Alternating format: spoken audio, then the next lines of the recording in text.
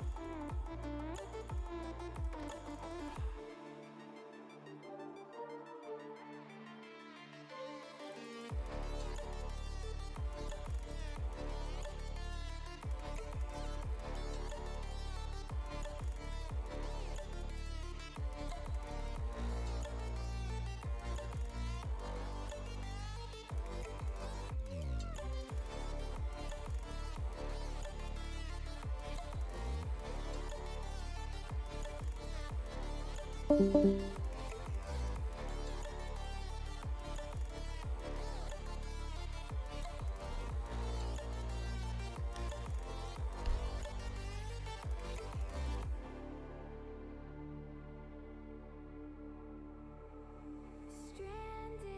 in the open,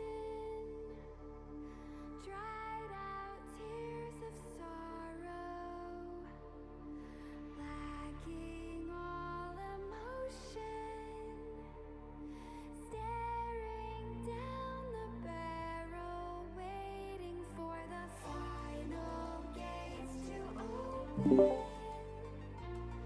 to a new tomorrow. Sounds good.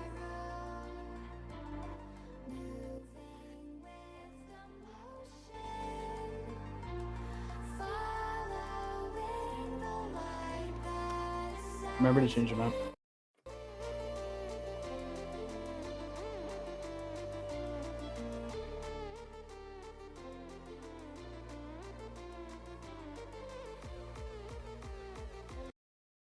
Welcome, ladies and gentlemen, to tonight's game of the RSL Pre-Season 3 Semifinals between Surge eSports versus Nutty Potats. Now, this is a pretty big game.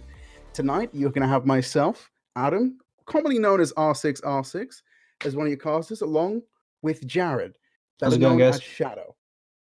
Shadow, how you doing? Not bad. How about yourself, Adam?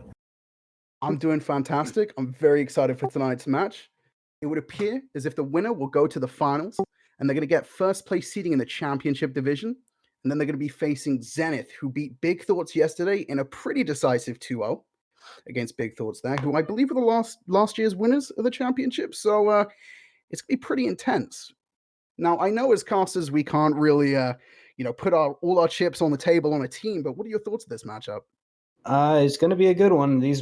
Both of these teams have gone undefeated in their respective matches to get to this spot in the league. They're, I believe, 2-0, 2-0, 2-1 for one of them, and a clean 3 2-0s for the other. And who are we looking at on the clean sweep? I believe that was Nutty Potats. I could be wrong. So really everything to gain and really everything to lose for both teams. Because right now, these are early days. And early days means we're making history. And because we're making history, both teams really have something to show, I feel. Absolutely. And it's especially, it's definitely something to prove here as a new league, or a newer league at least. Absolutely. So our first map tonight appears to be Coastline. Is that right? No, I believe it's Clubhouse. Let me check. It is Bank? Clubhouse first? Clubhouse. Okay. Awesome. So as far as Clubhouse goes, what are your thoughts? I mean, it's the map that basically everyone is good at. I don't think you'd be hard pressed to find a team that is not good at Coastline or Clubhouse. Sorry. And yeah, it's very defender sided, as about half the maps in the 7-map pool are. So, and Surge is starting on defense, so they're going to have a leg up here momentum wise. And I think there's something that, anyone who has at least a passing interest in at least the Pro League will know that a map like Clubhouse does offer a lot of flexibility for the defenders. You have quite a few strats to play with on each of the sites. So, and like you rightly said, there is a defender side to Clubhouse. So it's going to be interesting to see how Nutty Potats overcome the defense. And I mean, if we, even if we look back, less than a month here, we look back to the Invitationals. Clubhouse was one of the most hotly contested maps that we got to enjoy. I mean, one of the standout maps that I can think of, at least, I believe it was NIP versus BDS. They fought on Clubhouse, and I think it was SSG versus SSG versus TSM. It was one of the most nuttiest fights I've ever seen on Clubhouse in my life. Yeah, and we definitely saw a lot of Clubhouse in the Invitational. I believe it's one of the most popular maps in all of esports, regardless of what level you play at. And like what you're saying with the sites, there's no site that's definitively the best one. You can play, besides bar stock, any of the sites in any order, and you're probably going to succeed on your best two. I like that. That's a very fair point. I mean, aside from a bar hold, I think you're pretty accurate. You could really pick any side in any order there, and put a pretty decisive showing up. Now, if you had to really stick to one site in particular here on Clubhouse, what site would that be? Oh, You're definitely. It's IGLing for a definitely team? Arsenal. Definitely Arsenal? Yeah, I Definitely 100% Arsenal. agree. 100% agree. Now, looking like both teams are ready. Ladies and gentlemen, are you ready for the first map here at the RSL Pre-Season 3 Semifinals? Surge eSports or Nutty Potats? Make your voice heard in chat. I want you to spam your favorite team. Let's get to the action. Don't let me start. Anyways, should we continue talking about the other maps, or should we wait until the break? Our second map tonight is going to be Bank, though, and that is Nutty Potats map pick, I believe. Yes. Second map's Bank, you say? Yes. Oh my. It's going to. And one thing I actually wanted to cover before we move on to Bank is Nutty Potats had the choice to choose the starting sides on Clubhouse, and they chose to start an attack. They chose to start an attack, which is not something you see very often. You do not see that often at all. I mean, either that's either that's very smart decision making and you have a very good idea of your opponent's defense and you have a very solid way to overcome that, or we might be seeing a little bit of hubris here. I'm not too sure. What do you think? Are we seeing a little bit of hubris here out of Nutty Potats? I don't know if it's hubris more so than maybe they want to get out. Like a lot of teams want to start on the defense because it gives them good momentum going into their attack, but it also can be seen on the flip side that if you are doing bad and then you switch to the preferable side, you're going to win. Or if you somehow take a 3-3 or a 4-2 split in your favor on your attack, there's no way you're going to lose. Yeah, very fair point. Very, very fair point. I mean, I'm fairly sure we've all seen it. At least, you've seen teams win 6-0 on their defense just to get shut down 6-0 themselves on their attack. So very fair point. I mean, if you're on attack here and you feel that you can get one take, maybe two, and then you're coming into your defense with at least 2 wins, then yeah, I think there's a very fair, solid chance that you're in a good, confident position to move forward into that win. Since we haven't seen much out of these teams up to this point, at least I haven't, I'm not sure if Nutty Potats is a momentum-based team like a lot of teams at our skill level are. So, And what makes you say that? Usually when you're a momentum-based team, you want to see your team higher on the scoreboard to start the game because that gives you the momentum to push through that harder side and win some rounds that you otherwise wouldn't. I see. If you can demoralize the opponent before they even get to the good side. Though I will say one thing on that point, which is one thing that I've noticed over the last 2 or 3 years in Siege. As far as North America is concerned, as a scene when it comes to anywhere from amateur to pro league, I find that American teams do a very good job rather of controlling their emotions when it comes to any level of play. I feel like American teams kind of have that under lock and key. It's when we look at more LATAM teams, APAC teams, when they come into a pro league, like you rightly say, when they have that momentum behind them, that they're almost unstoppable. If you go back to the pro league finals in Brazil, we saw Fnatic come through. They had momentum. They were a player down, and they had to get their coach to play. And we just saw them go on a full momentum rush and shut down LATAM, which was outrageous. Yeah, watching Dizzle play was a treat, that's for sure.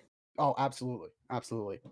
So I think that's a very fair point. However, I think there is a point to be made that maybe these teams will also have, like I say, they'll keep their nerves under lock and key. Yeah, I can agree with that. It all depends on, like, personally, my team is quite momentum based. So if we get off on a bad foot, it just spirals out of control. But that may just be me. In your opinion, then, how do you overcome that? Because I mean, I'll just take the invitationals as a really good example because we saw SSG really get crushed by the tidal wave of momentum that was NIP. They truly were a tidal wave. Like it was outrageous. If like you and I were saying before the stream started, if SSG didn't have the 1 round map advantage, it would have been a different story. I think it's a different thing there with the momentum shift. Like, yes, they were down on momentum and they needed to get their footing under them. And that was clubhouse for them. Once they got under their defense, they were dominant for the rest of the series, right? Right. I think when they were picking maps for that best of 5, they chose Villa as a risk to take because Nip just didn't play Villa all that much.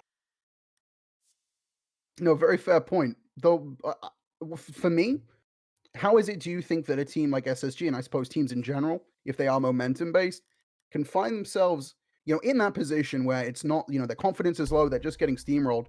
What should teams do in a situation like that to get their footing, dig their heels in and come back? What is the main motivation, the main mindset, if you will, that you have to take in a position like that? I think it all comes down to just like winning something that you maybe shouldn't have won or winning something that's close. Like a clutch situation can just press the reset button, start it over, and then you're just back in it. It's 0-0 again in your mind. Almost like a tactical second wind. Exactly. I like that. I like that a lot. Also, it appears if we're just having a little bit of a slow start here, ladies and gentlemen, not to worry, we're getting that going. And I Just do a love few to technical see issues. chat has exploded. It's looking like almost like a split here between Surge and Nutty Potats. So we might have some upset fans, tonight. We might have some very excited ones. So I'm looking forward to seeing how Twitch chat responds. I wonder if it's going to be like that Pro League where some fans shift halfway through the game. Oh yeah. In fact, you were telling me just before how you got that feeling while you're at the Invitational. Yeah, it was like there's a lot more Nip fans in maps 1 and 2 than there was in 3 and 4. That's for sure. True. What do you think? What do you think causes people to swing from team to team like that? Personally, I'm just a fan of good siege. I don't care what the team is. Like, obviously, I have my teams that I'd rather win, like any NA team, for example. But personally, I'm just a fan of good siege. So I don't care who wins as long as it was an enjoyable game to watch. And I think it's the same for a lot of fans. Like, there's a lot of diehard fans, but then there's just Right. as many fans that don't really care as long as they see a good game. I agree.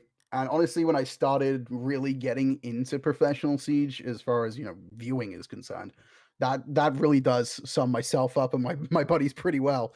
We certainly, we just wanted to see some good Siege. I mean, I'll admit it in Twitch chat. Shadow, don't judge me for this, but I was certainly, and I guess I still am, a G2 fanboy at heart. I mean, the old roster, the original roster, how could you not be a fanboy of that hype train that just didn't stop running? And even now, massive fan. Of course, we had the announcement early today that Citizen of Virtue are going to be shifting to G2. Farewell, Fabian. It was a good time while it lasted. End of an era. But yeah, End of an era, indeed. Yeah, I was certainly a huge fan. But yeah, actually, you know what? What are your opinions of Fabian being let go from G2? I don't necessarily think he was let go. I think it was a mutual decision between them two. But it's just like a shock to me to see what happened to this core Penta roster. Correct me if I'm wrong, but Pangu's the only original player left. Yes, Pengu is the only OG left back from Penta days, and even before that, I can't remember the old team name before Penta picked them up. But yeah, he's the only original one left. The one closest, of course, is Kanto, and now, of course, you have Uno, who, in my opinion, gave a very, very good showing at the Invitational. People have been giving Uno a lot of flack when he first got on the team. And of course, through 2019, he did prove himself in most people's eyes, I'd say. But oh my word, Uno really, really went in this year. Everyone loves to pick on the newest guy because that's always the point of blame on a team. It doesn't matter what team it is. You saw the same thing with SSG's downfall at OGA Pit. It was blamed on Canadian. You saw the same thing at, let's say, also OGA Pit. Actually, not OGA Pit. What was it? I mean, you could say the same thing with G2 at the Invitational. Everyone called, I mean, in Twitch chat, everyone called Sir Boss Sir Bot, which is pretty unfair. But yeah, very 100% unfair. right. You have 3 weeks to practice with your team. The fact that they made it out of the group stage surprised me more than anything. I think it surprised them too. I'm pretty sure if you rewatch the footage of them getting out of group stages, the look on Pengu's face is, "Oh, I can't believe we did it." I think that was their downfall at the same time. They were playing in groups without a care in the world. They're like, yeah, we're here. We shouldn't be here. Let's do it. And then as soon as they got out of groups, they're like, wow, we can actually win this. Let's actually try now. And that was their down. Yeah, 100% agreed. And I just want to, I do want to put it out there quickly. Sir Boss did very well. Is it right? You said he Oh, only it was had 3 phenomenal. weeks. Yeah. For a guy who, and I mean, we've all, anyone who's seen any interview with Shas, who's the coach slash manager for G2, he always talks about this system that he has. Like he has this, quote unquote, this system that he uses for the team at Trademark. large on a micro and a macro level. So to take a player who is not used to the system that he expresses so often to mesh with them in the way that he did in such a, people are going to say, oh, he didn't play well. Well, he did what he could with the tools he had, That's the thing that about support players that I really don't think people understand. And CGG is doing better with this with the rating system coming out, but you really don't see the support players get the recognition they deserve. Take Reciprocity, for example, prior to these 2 roster changes that were just announced. Retro is a hard support player, yes, for that team? Yeah. He always or generally always had the lowest CGG rating because you have players like Laxing, like Foxe, Right. like on that team that just run around and ace every round. Right. What is the support player going to do besides sit in the round and not die? Like literally unsung heroes. Truly unsung heroes. I mean, there was so most people, when you ask someone who's the best support player in the world, a lot of people are going to say Goga, right? Oh, yeah. Last year, my buddies and I, we had a little bit of a hashtag between us. If you were watching any Pro League and you saw it in the Twitch chat, hashtag It's Goga's Year was this little bit of a joke we had because we wanted to draw people's attention to how good Goga actually is. I mean, yeah, we all know he's a world champion. But a lot of people, like we're saying, they don't put the emphasis on the support player. They don't they don't often get in the limelight unless they're doing they're clutching a situation, getting a clutch plant down, something like that. But we were trying to get the It's Goga's Year hashtag going because we wanted to draw attention to the support player because they're the backbone of the team. I mean, you have an IGL, sure, giving you the call outs, what have you, but without your support, you're gonna fall down. Absolutely. And it's always fun, and everyone it seems to me that everyone thinks it's unexpected when the support player just pops off. Like, for example, Dark Zero in Japan. Hot and cold. Excuse me? Right. It's one of these things, or at least, I mean, correct me if rather, let me rephrase that. You tell me if you think I'm wrong. You give a support player the tools and put them in the environment to pop off, and they will. But you take the tools out of the support player's backpack, and he can get shut down just like the rest of them. Absolutely. I don't think like a support player could switch on to entry and perform as well because it's just not their position. But honestly, I strongly believe if you put like a support So how player are you on guys doing Bandit, today? someone with a really good gun instead of, let's say, So I'm Castle, eating my for dinner. example. Right. You Time for have I'm so campfire hungry songs? now. he just shreds because now Really? he has this weapon. Like a lot of the support operators in this game just have terrible Buffalo weapons. sauce on my Bacon King burger. Speaking of which, are you looking forward to the UMP getting a buff? Is it? Oh, I heard it please, was getting a yes. 2-point damage buff. I'm not Oh, sure if that'd be that's so rumor or nice. confirmed yet, though. No, I'd be sorry, very I'm happy. completely wrong. It's the Vector. The Vector's getting a 2-point damage buff, not the UMP. Like that's not the most banned weapon in the game. Right. Though, I mean, what? It's Time to Kill is going to remain pretty much the same on a 1 or a 2 armor, but on a 3 armor, I imagine it's going to cut it down by a fraction. I challenge you to name 2 3-armor attackers that see play more than a niche.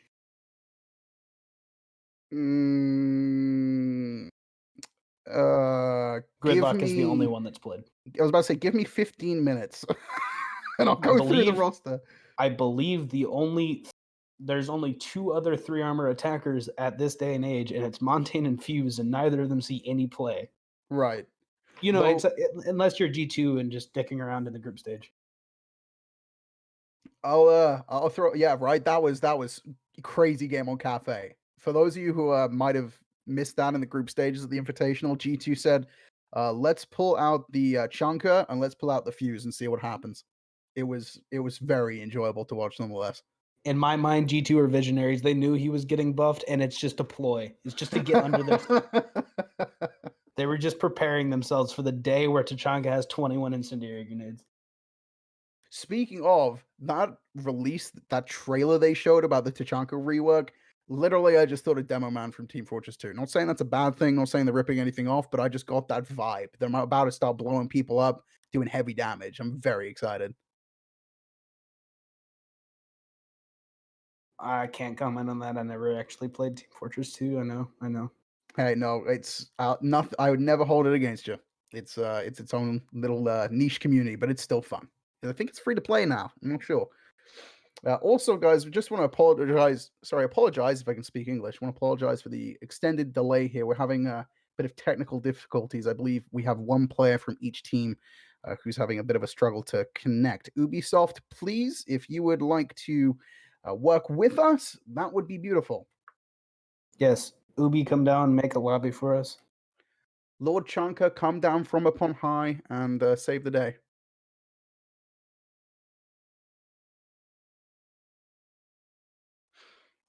All right. And we're going to be right back. Just go to a commercial message, if you will, just until we can get this lobby going, and we'll be right back, guys. We have very many sponsors: Mountain Dew, Doritos.